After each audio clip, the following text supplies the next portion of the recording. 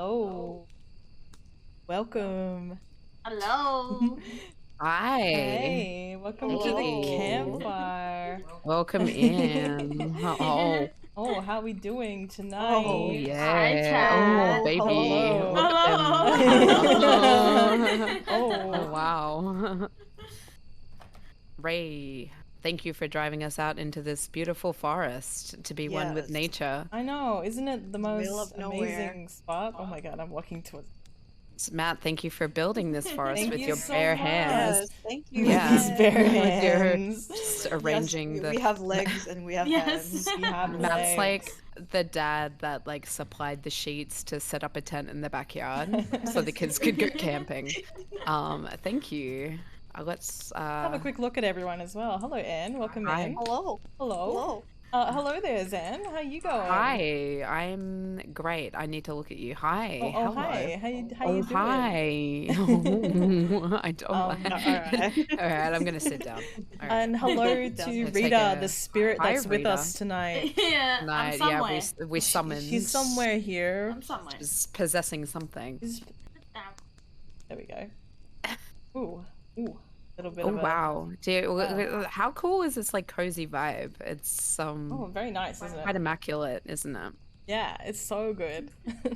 So this is part of our series that we have dubbed Checkpoint's Weird World, where we will be talking about a lot of the different kind of weird stuff. Oh my god! A little sub Nice. above my head! Oh my Nice. god, look at that! It's a bird. It's a bird. Hello. Oh no! Thank He you so found much. us. But yeah, tonight we will be talking about, in particular, true crime, true unresolved. Some crimes. We affect some crimes. It won't be anything too Nasty. nasty. Yeah, we're excited to show y'all. Oh. Oh my god. Oh my god! Oh my Have god! nice God. Vanillin. Holy my shit! God. Holy shit! What is that? What is it? Get it! Get it! Hello. Oh my god! There's another one. Oh. They keep appearing. Oh. Oh, hello. Oh. Dear, be free. Look at them. They're so cute. They are very sweet. Oh my god. Oh, Another one. Oh, It's a Rita holy Mat. shit. It's a Rita. Oh, hello. Rita Mat. Rita Rat. Hello, rats. oh my god. A rat. Hello. Hello, Oh little my rats. god, look at them. We're gonna be overrun Oh, soon. wow. I know we're gonna. Oh my god. Oh my God. So many rats. Another one. So many rats. So many rats. Get They're all warm, waving. little rodents. Get warm by the fire with us. Yes, get warm, ghosties, little ghosts. Why is Matt's rat so far away? Oh, he's like ostracized Oh, no. from the other rats. No one likes Matt Rat. Oh no, not Matt Rat. Not Matt Rat. Did it work? Gary B. Oh, there he be. He's Oh, just- there died B. There he come out. He's Get come out out. of here. Matt is also It's here so with scary us. just like seeing his Oh, silhouette. he's just standing there, isn't he? Standing Menacingly. there. Watching. Wait, what does this look like? Oh my god. Which side is he? Oh my god. He's Wait, oh my wait, fucking do you want to god. look up? Oh god, he's coming up behind me. Oh, I'm Jesus. gonna die. Fucking- Right, you should show I feel a presence here. Oh, I feel an unearthly presence. Oh god, oh hovering god, I above can't us. look. I can't look at it. Oh my god. Oh, you no. can't look it direct in the eye. Oh Cheese. jeez. Cheese. Cheese, please. Pure what? Yeah. What you'd expect from a rat, I feel. Rats, do you notice that your contributions are filling up a little meter? Mm. Oh, there's some color in that Wow, pumpkin even, meter even now. I didn't notice that. Oh, wow. I don't know what it means. I feel like it's a surprise, but I'm excited to find out. Yeah, even we don't really know, don't know. what's happening. Matt's a secret wizard Matt who has does done wizard some things. stuff. Yeah. Yes, the production level of this is amazing. Matt deserves Yeah, all thank the you, praise. Matt. Yeah, Yeah. thank you. Thank you. Thank you, Matt. Thank you, Matt. Thank you, Rathu Jr. We have made a little slide thing for you guys. Slideshow. Yeah. I don't want to say slideshow because I feel like that's It's like not quite a slideshow. it's not quite a like slide. an It's like a presentation. it's a presentation, but also just presentation. filled That's a with- good word. filled with, filled with information for us so we can remember what the hell we're talking about. Really. So I definitely had a very like school kind of moment where I was like, oh, I'm supposed to be doing a true crime presentation, and I just, as in typical fashion, left it till the bitter end. I was writing it up until now. Saw your message. Like, Yeah, I feel like I did the same thing. You're gonna sell us a timeshare condo. Yes. I love how that popped up in like the Oh my side of the gosh. screen as well. Yes, welcome to Checkpoint's Weird World. This is one of many, and we're gonna definitely be reusing this in the set for all different types of Weird World stuff. ID. Little bit of a thing about today's stream, I guess, because of the topic. The contents of the stream will involve topics of true crime related instances. This includes but is limited to violence, death, gore, all those kinds of things, and images of people that are no longer with us. We understand this isn't for all of you guys, and it's okay if you need to sit this one out or take a break at any time. We completely understand, but we, of course, appreciate your support. Everything that we look at as well will not be our own thoughts or opinions. It will just be based off whatever we've done research on. So, there you go. Just heads up. Yeah, if you ever need to take a break, that's fine. Feel free. We'll be here. Chilling by the Chilling. campfire. Yes. So yeah, so we'll be doing Unsolved True Crime. I think I'm up first, right? Talking about Yeah. incident first. Incident. That's correct, Steve. With the collar bomb incident, this takes place in Erie, Pennsylvania, America. Happened back in 2003, and revolves around a person called Brian Wells, who was age 46 at the time. Yeah, this one is a bit fucked, so again, warning. It's quite modern as well. Yeah, this is the most Something modern that one that we have. I think so. Yeah, Mm. so tonight. So it's a pizza delivery man, who's Brian Wells, received a call to deliver a pizza to a nearby location of 8631 Peach Street, and then 2 hours later, Brian is seen on live TV robbing a PNC bank with a collar bomb strapped to his neck. Brian was supposed to be sent on a strange scavenger hunt that seemed impossible to complete. Scare. Scare. Pizza. Scare. I feel like they're one-track minded, these rats. They're just like cheese, Horror, pizza, scary.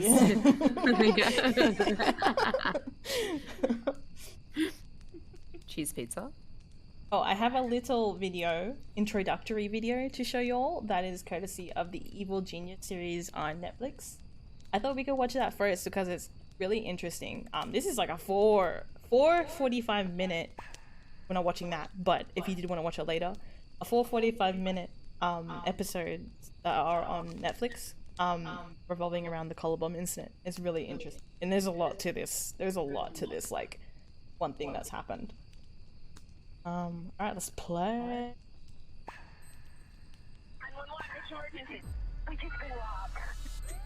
Hopefully you guys can hear this. I start hearing him beat. His eyes just got real wide. I don't know if they can hear. Potential hostage. Oh wait, no, I'm gonna sent shut up. into Sorry. the bank with an explosive blast. Something like this had Oh, who- never happened. Did anyone hear The that? Shadow Man. Oh, okay. You see my For being a face. small town, Erie has its share of bizarre events, but there is nothing that raises so many questions as this case.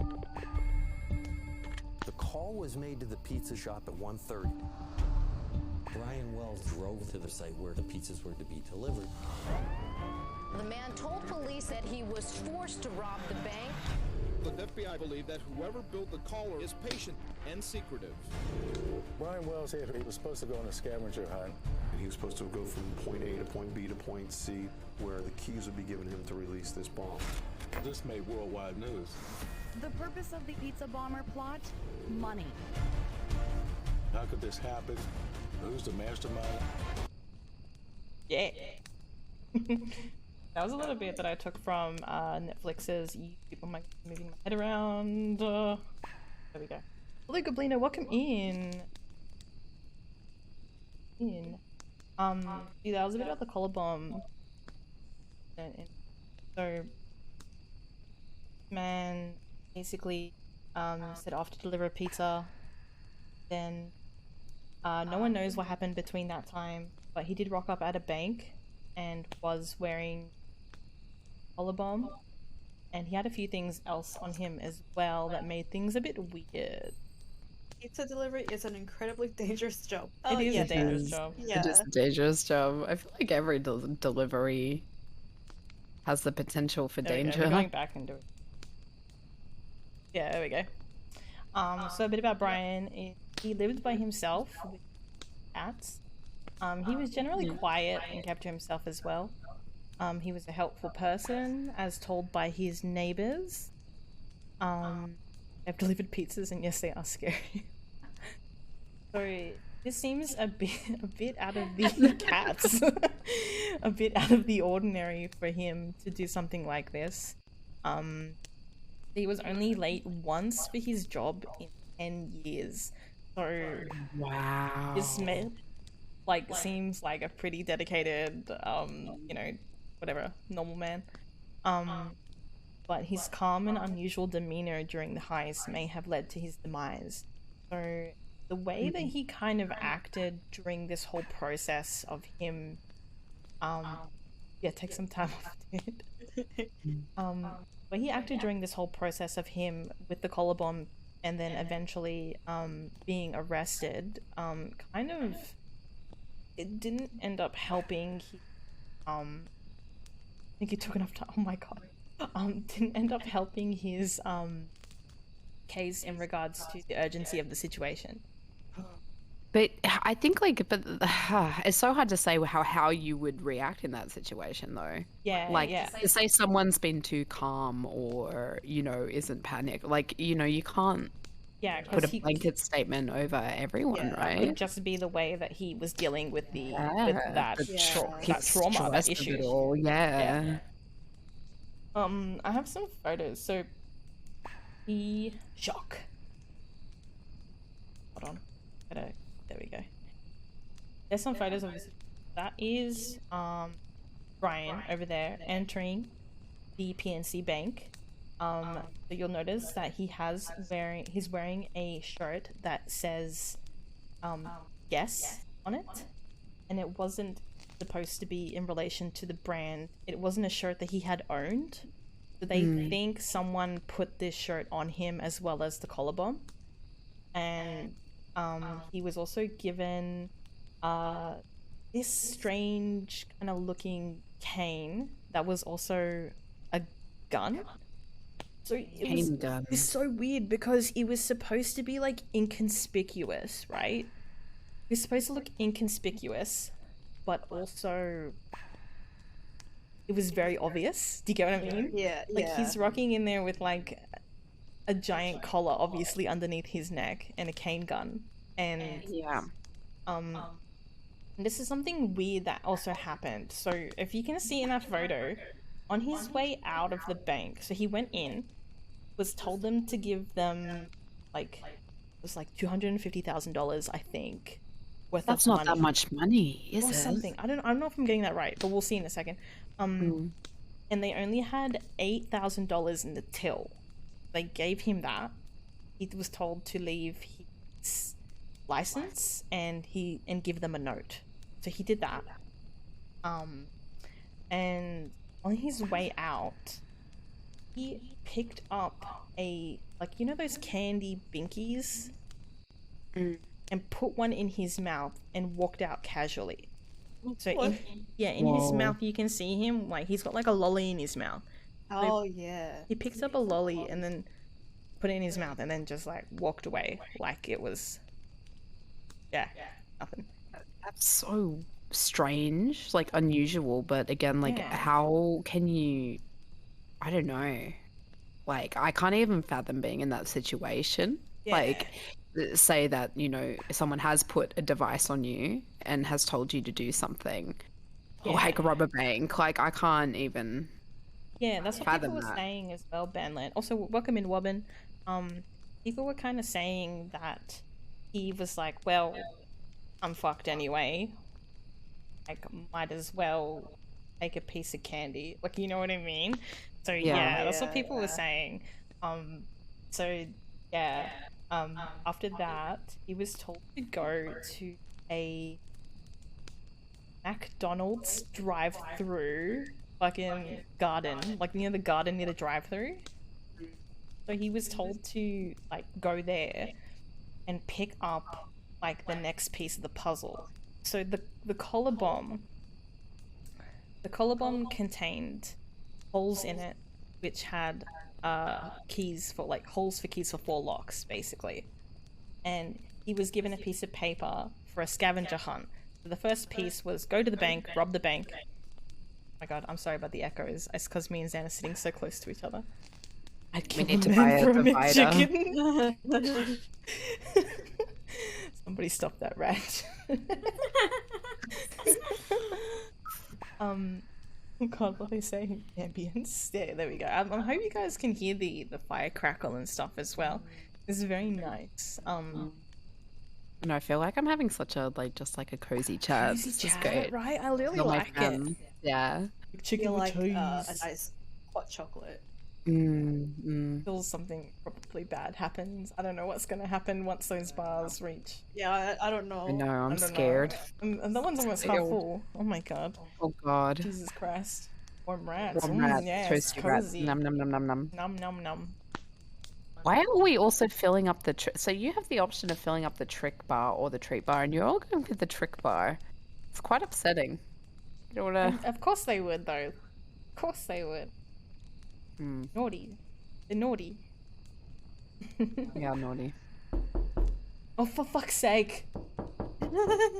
Fuck me. I just fuck. Fuck you guys. No. Alright. Now they're making it not cozy. That's just, please, no. Treat.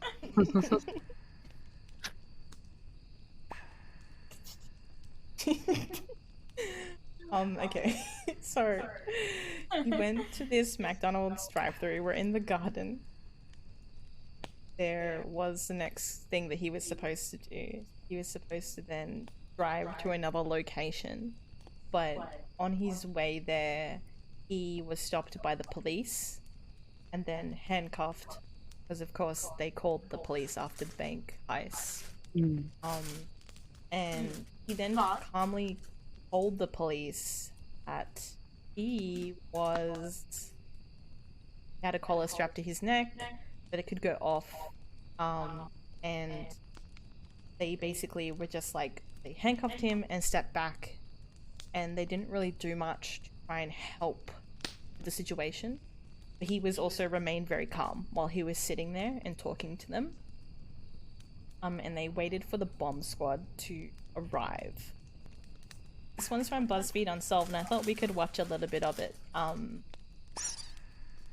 Welcome in. Welcome in. All these rats. All these rats. All these rats.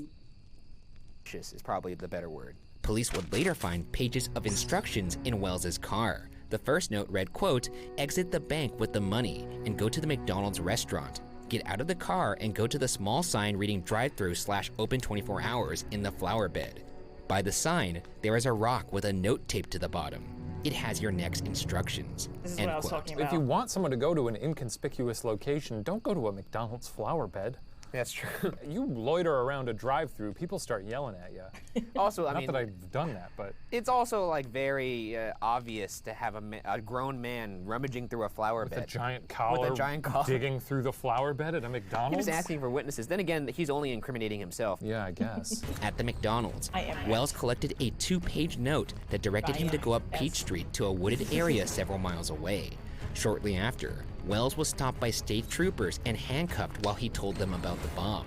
The troopers left him sitting on the ground shouting for help. They called the bomb squad as soon as they visually confirmed the device around his neck, and the rest is history. The notes directing Wells said, quote, "This powerful booby-trapped bomb can be removed only by following our instructions. Act now, think later, or you will die," end quote. Wells was warned that he would be watched by sentries, and that, quote, "If anyone follows or interferes, we may leave and allow timer to detonate or call cell phone detonator," end quote. If Wells did as he was instructed, which included driving around the city to gather passwords, clues, and keys that would disarm the bomb, Wells would end up with a combination to free himself from the bomb. However, it seemed based off of the instructions that Brian Wells never stood a chance. The plot assumed that he would be able to rob a bank of $250,000 and drive around in a Geo Metro with a collar bomb without interference from the police. So he was kind of doomed from the start here. Yeah, I was gonna say, it seems like the deck is kind of stacked against him. What I think they wanted to do was they wanted him to go to the next point, make the handoff with the money, continue the scavenger hunt, and then they get rid of a loose end because the bomb goes off. Yeah, so the cops actually, after all of this took place, the cops actually looked at the scavenger hunt and completed it themselves. Wow. And the process of that was to see if he actually had enough time to do all the scavenger hunt and get all the keys if he wasn't apprehended. And it turns out that there wasn't. So he was basically just gonna die. Like, he was like gonna die regardless. So was it about the money, or no? Because that's what they were saying. There was like that would be the way of tying off the loose ends. Pass off the money, tie off the loose ends. Yeah. So he basically was just like, so they didn't even win anything. Yeah. It was so weird. Like, people were so confused as to why, like, and they still are confused. It's unsolved, really. Like, there were a few people that did go to prison for this, but it wasn't really like, the notes kept saying us, like, you know what I mean? We want you to do this, you will do this for us. So it wasn't just one person, like, it wasn't just one person that was kind of like all this. This was a group of people that they thought was doing this. Yeah, like, it's more than one. Cruel, yes. It's very cruel. What's wrong with these people? They're criminals, man. Cops tried completing the hunt themselves hours after Wells had died, bouncing from clue to clue until eventually one of the clue locations came up empty.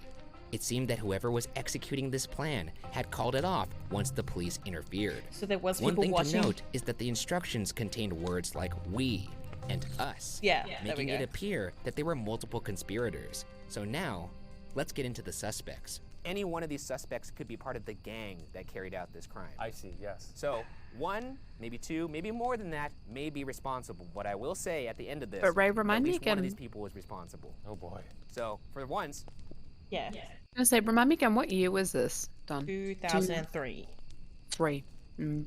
Early 2000. we will have some bit of closure. Stick around. You got a good hook.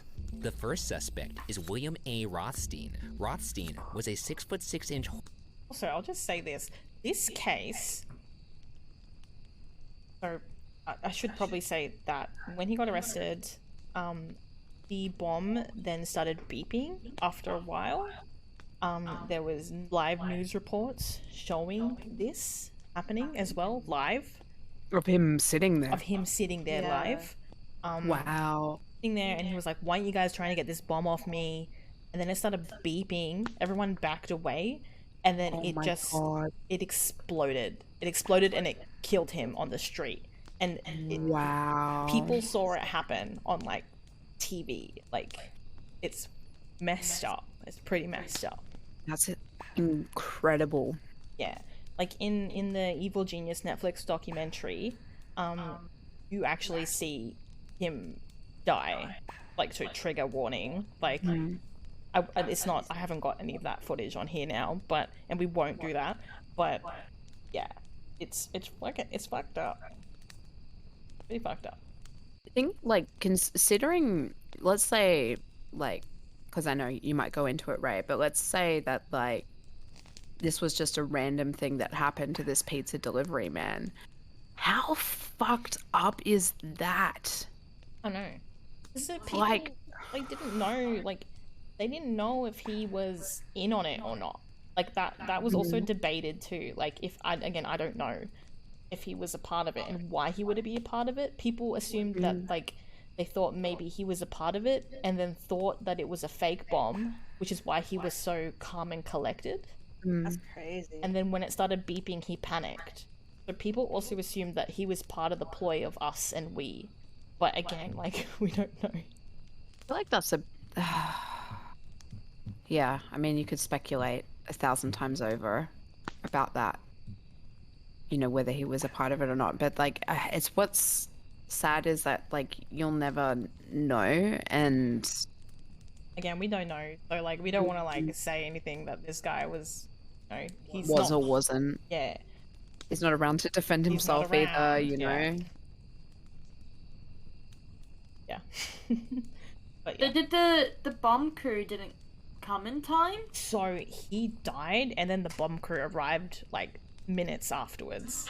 That's crazy. Gosh. Yeah. That's so slow. You think they'd arrive like real fast? Yeah, this whole thing, and like I'm gonna say, like what they're gonna say here, this thing gets weirder like after his death. Like you think, oh, that's so weird. Like they probably think they have suspects of who made the collar and all this stuff, but they just gets weirder. I don't know. It's another. I'll show you guys with the rest of this video. Porter, who only wore dungarees and chest pouches filled with pens and notebooks. He spoke multiple languages, was an engineer, and a high school shop or introductory mechanics teacher. Less than a month after the collar bomb incident, Rothstein called the police and told the dispatcher, quote, at 8645 Peach Street in the garage, there is a frozen body. It's in the freezer, end quote. The address was Rothstein's home, and he claimed the body was there because he was storing it as a, quote, favor for a friend, end quote. Big favor. That is a big favor. Yeah, I don't think I could call any of my friends. If any one of us remember that time asked they helped you move each that other, couch? like, hey, can you hide this body for me? one Would you in? do it? No, I'm calling kind of like that. I don't except- think so. I am. The friend in question Yeah. was a woman I named am. Marjorie Yeah. Deal Armstrong. The body was 45-year-old James Bye. Roden, But I'll which was visit killed you by in his jail. then-girlfriend Marjorie by shotgun blast still love while he was sleeping in her bedroom. This occurred on August 13th. just don't love what you're doing about right 6 now. weeks before Roden's body was reported. Rothstein had twice been engaged to Deal Armstrong, so given their history, he agreed to get rid of Marjorie's shotgun and store the body, but stated that he called the police once Marjorie suggested that Rothstein put the rest of Roden's body in an ice grinder. Too much. Yep. That was, she stepped over the line, man. Either way, I love that this guy has this odd moral compass where it comes to like hiding the body's fine. The next step is chopping the body up. You can't do that. I imagine her talking to him on the phone and just suggesting, like, while we're on the horn here, do you mind taking that body and putting it through the ice grinder? Then just a beat of silence, and he just kind of sighs. And she knows she's gone too she's far. What was I thinking? Yeah. Jesus One too many. Damn it, Marjorie. He was placed in custody hours later. He agreed to testify against Marjorie for immunity. He told the police that he had been feeling incredibly guilty and at one point was considering suicide.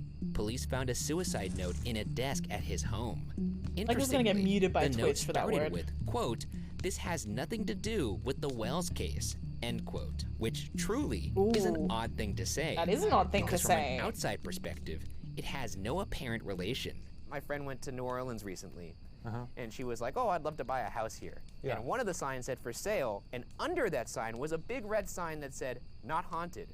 Oh, that house is... I don't believe in ghosts, but I believe that house is haunted. That's as weird to me as saying, this has nothing to do with this case that has nothing to do with this. Don't look into it at all. The only link between Rothstein and Brian Wells seemed to be a coincidence. Rothstein's house was one of the only houses in the vicinity of Brian Wells' last pizza delivery in the woods. Rothstein's house was a mere 5-minute walk away. Additionally, The phone call that placed the order of pizzas was traced to a payphone on 8228 Peach Street at a Shell garage, only a half-mile away from Rothstein's home. Lorraine Blodgett, the manager of the convenience store at the Shell garage, stated Rothstein would often come in. Quote, he'd come in to buy newspapers and cookies. He'd sit outside in his car and have brunch, read the paper, end quote. Rothstein also used to make calls from the payphone.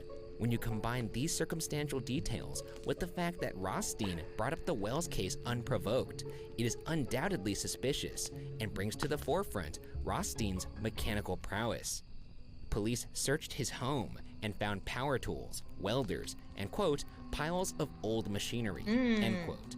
One NPR article states that Rothstein, quote, had the mechanical know-how to build the ingenious bomb that killed Wells, end quote. The collar was made up of, quote, a triple-bended metal collar with 4 keyholes and a 3-digit combination lock, and an iron box containing 2 6-inch pipe bombs loaded with double-base smokeless powder. The hinged collar locked around Wells's neck like a giant handcuff, end quote. Investigators were able to tell that the device had been made using professional tools. In 2007, a Pennsylvania grand jury agreed that Rothstein had dumped over 1,000 pounds of evidence at a local landfill. Wow. But even if Rothstein did make the bomb, he didn't quite fit the profile of the mastermind of such a cruel operation. And thus, we discuss Marjorie Deal Armstrong, our second suspect. After Rothstein tipped off the police to the murder of James Roden, police entered Marjorie's home, which was a mess of dog feces, clothes, and fast food cartons. The police had to wear toxic hazard suits. I hate all of this story, Ryan. The filth here is making my skin crawl. This is the woman who had him store a body for her murdered boyfriend. She must have been real pretty. Or devious. I mean, why are you 2 times proposing to a woman whose house is full of dog shit? Maybe she just had Were a there hook any on of him, these you know? people You with just a can't pizza let go. delivered to Every you? time he'd go out for a walk and smell a little dog shit, he'd be like, God, what a way. So he only delivered the pizza, and they don't know because there was the address, but it was basically an empty shack. So, like, it was like a good place to like ambush someone and chuck a collar on them. Yeah, so the address was something 82 something Peach Street, which is not too far from the pizza place, but it was out. This was out in the woods somewhere, so it wasn't very like, yeah, there was no one there when they got there. Pizza shack, yeah. Pizza shack. like, Marjorie. Marjorie. The aroma. The aroma of Marjorie. Marjorie already had a reputation in Erie and had killed before. She admitted to having shot her boyfriend Robert Thomas in 1984, but she was acquitted because she stated that she was a victim of domestic abuse. Her first husband hung himself, and her second died after hitting his head at home on a coffee table. I mean, she's obviously an evil person, but just to live a life that's so fraught with chaos sounds stressful. But also, this person needs to be eradicated from the rest of normal society. We should separate her. Yeah, for sure. We should put her over there. Find a spot for her where she can no longer get married to people. Yeah, because it's obviously a fatal thing. According to her former high school classmates, she was known for her intelligence, but over the years, it mingled with madness. She suffered from multiple mental illnesses, including bipolar disorder, paranoia, and narcissism. I know, I'm Her intrigued. moods would swing, and she seemed unable to stop her rapid-fire speech. The local DA, Brad Falk, who had also attended school with Marjorie, described Marjorie as, quote, one of those folks that thinks she's smarter and slicker and brighter than everybody else, and that at the end of the day, she believes she'll win, or she'll prevail on anything that she does. It's the way she's been for 40 years, end quote.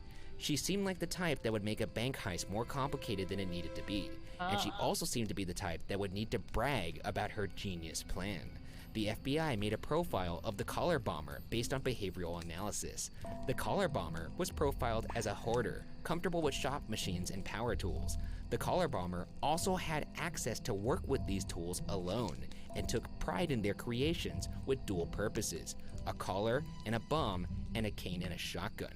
They had a violent past and a superiority complex. This profile fit the combination of Rothstein and Deal Armstrong. She had a complex, a violent past, and he had shop skills.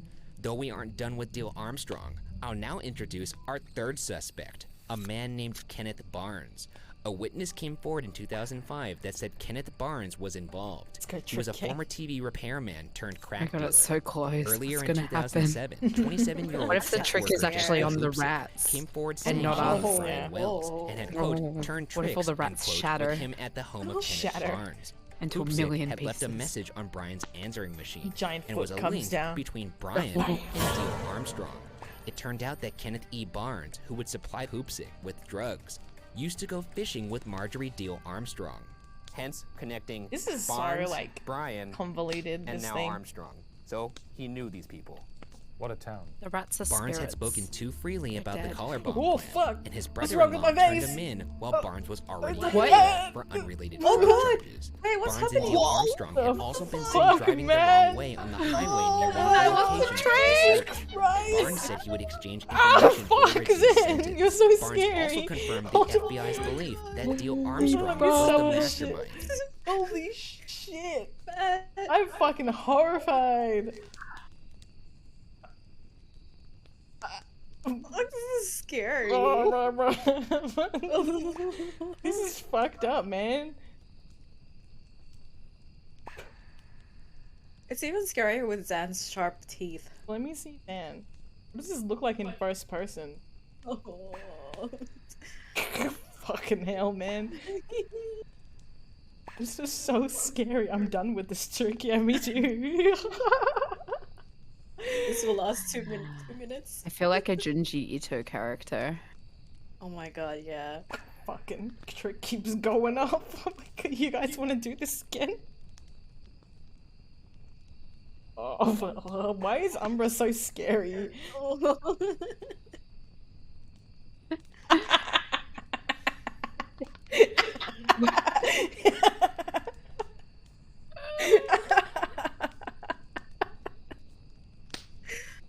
my god. Oh my god. And you look like a tomato from Fortnite. I feel yeah, like the Pringles with man. the mustache. Oh my god. I'm in danger.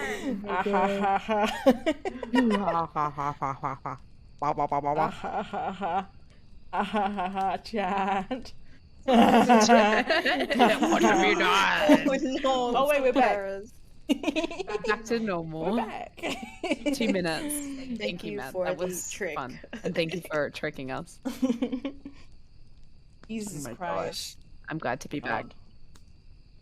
Yes. He stated that Deal Armstrong needed the money because she I wanted to appreciated pay that as Barnes well. to kill her father, who she believed was blowing through his fortune, Where which the was hell the was all money these she trees? expected to inherit. Barnes claimed that he was kept in the dark about most of the plan, but he had already corroborated with much of what the FBI had already heard. Other than Barnes, investigators had previously spent weeks with informants who said that Deal Armstrong talked about plans of the bomb in intimate detail. A fellow inmate of Deal Armstrong told authorities that Deal Armstrong had admitted to killing her boyfriend James Roden because he was going to expose the bomb plot. The FBI met with Deal Armstrong while she was serving time for the murder of James Roden.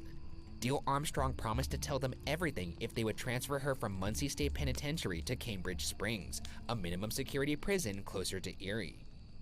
Deal Armstrong insisted to the FBI that she had nothing to do with the collar bomb plot, but she did supply the kitchen timers used for the bomb and was within a mile of the bank robbery when it happened. She agreed to drive around Erie with the agents and showed them where she had been that day, linking her to several locations of the crime. Marjorie also admitted to the FBI that on the day Brian died, she had gone to the Shell station with her Jeep and bought $10 of gas. Rothstein and Barnes were also with her. Rothstein had used the payphone before Wells died, implying that Rothstein made the phone call to the pizzeria. She then claimed she would provide no further information without immunity, but she had already given away too much information. The FBI informed Deal Armstrong that they had enough information to indict her. Frankly, this is stressful, Ryan. It's very stressful. So Yeah, she gave him all these details. Basically, they think all three of these people are, like, involved with this. So they think that the first guy who was hiding the body made the bomb with the scrap metal and stuff, because you would have had to been very intricate. I have a video on that as well. I don't know if you guys are sick of it, videos or this thing, but on how the bomb was made. It was really intricate, and like someone actually like the police actually recreated it, or the forensics team recreated it. Wow. Yeah, because I would imagine there wouldn't be much left, right? Oh at no, the end there of was. There was. Surprisingly, they recovered 97% of it. Wow. Because it only exploded. It kind of exploded, and then internally, and then it just detached itself. It like detached itself, and then they were able to grab it. Yeah, you guys order pizza. You get pizza. You guys, your little rats want pizza. You guys get pizza. Yeah, and there was like a, again, I have a video of it, but like it ends. So basically, all three of these people are sussy, and they think they all had something to do with it. But then there's other kind of give me a treat. You want garlic cheese pizza? Garlic cheese pizza. I want some garlic cheese pizza, sounds please. so good. Yeah. What's the reception like out here? Someone call Domino's? Yeah, someone called Domino's. We're gonna. Why don't we have little marshmallows to roast around the fire? Oh my god, I want some food. I want marshmallows now, like IRL. That'd be great. Hello, Domino's. We're near this one tree. A bunch of ghost rats. You'll see their glow emanating near a giant man. I think a giant man. A giant man. And a bunch of other things. A giant man. And The some tall rats. man. And some rats. You know, we know the tall man. Everyone knows the tall God, man. it is. He is bloody. He is quite tall now that you mention it, isn't he? He's a pretty tall man. He's a pretty tall man. Yes. Rat father. Forgot about him. That is the tall man. He's around, you know? He's around. I feel like horror walks upon that line very carefully. Like sometimes you're just like something can be so fucking absurd, but it's so scary. Yeah, I feel that. To get what you pay for. If you're hanging out with people who all agree that maybe it's a good idea for you to wear a fake bomb and rob a bank, you can't be outraged when they put a real one on you. District Attorney Buchanan said that over time, Wells had changed from a co-conspirator to an unwilling participant. Yeah, so they thought he was working with them, with basically those three other people that they just mentioned. And it's supposed to be like a fake ploy. They thought that he was going to wear a fake bomb. Again, this is just speculation. He thought like he was going to wear a fake bomb, and then do a heist, get the money. But they think instead as well, this is another theory, that they put a real bomb collar on him. He didn't expect that to happen, and then died, and became basically the clear up of that loose end. The other three were just a bit messy, I think, with how they handled it. Like they said, they found evidence. They found a dead body in a freezer that had nothing to do with this, and they still link themselves to this murder. Do you get what I mean? Like, yeah, they're like, there's a dead body in the freezer, but it has nothing to do with Brian Wells. And then, like, why would you say that it had nothing to do with Brian Wells if it didn't have anything to do with Brian Wells? Do you get what I mean? Well, how do you even know who Brian Wells is? Yeah, exactly. So they kind of implicated them. They implicated themselves. Yeah.